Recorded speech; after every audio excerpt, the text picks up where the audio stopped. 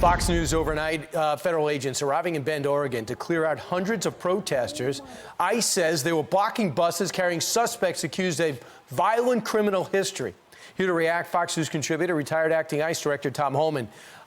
Tom, thank goodness we were there to back up what ICE was doing. But why did it come to this? You know, it's really disgusting. You would think the community would be grateful that ICE is taking public safety threats off their streets. So ICE is helping protect that community. But look, the state of Washington, the state of Oregon has been taken over by the progressive left. And for the police department to stand there and do nothing.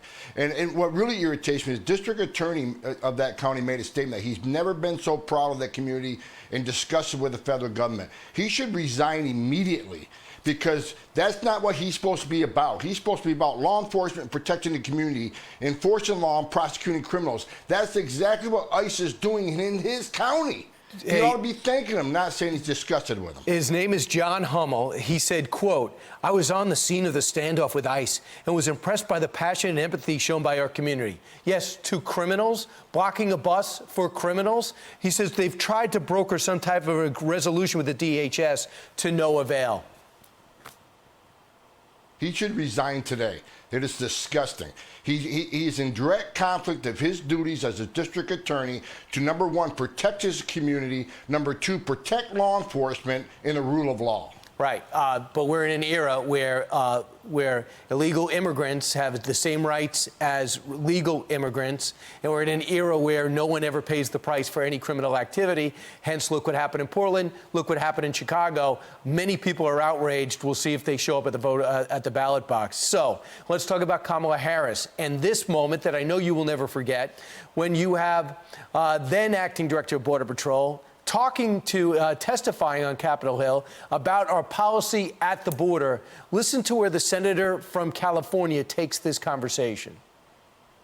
The Klan was what we would call today a domestic terrorist group. Are you aware of the perception of many about how the power and the discretion at ICE is being used to enforce the laws? Are you aware that there's a perception? I see no.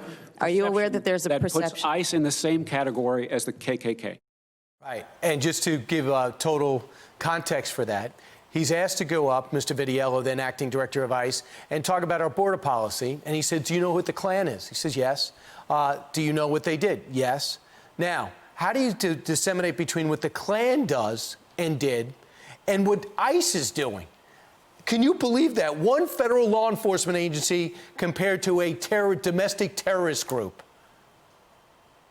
You know, I wish I would have been there that testimony. I wish you would have asked me that question. Look, men and women at ICE are American patriots. They're enforcing the laws that Congress enacted. Her, a member of Congress.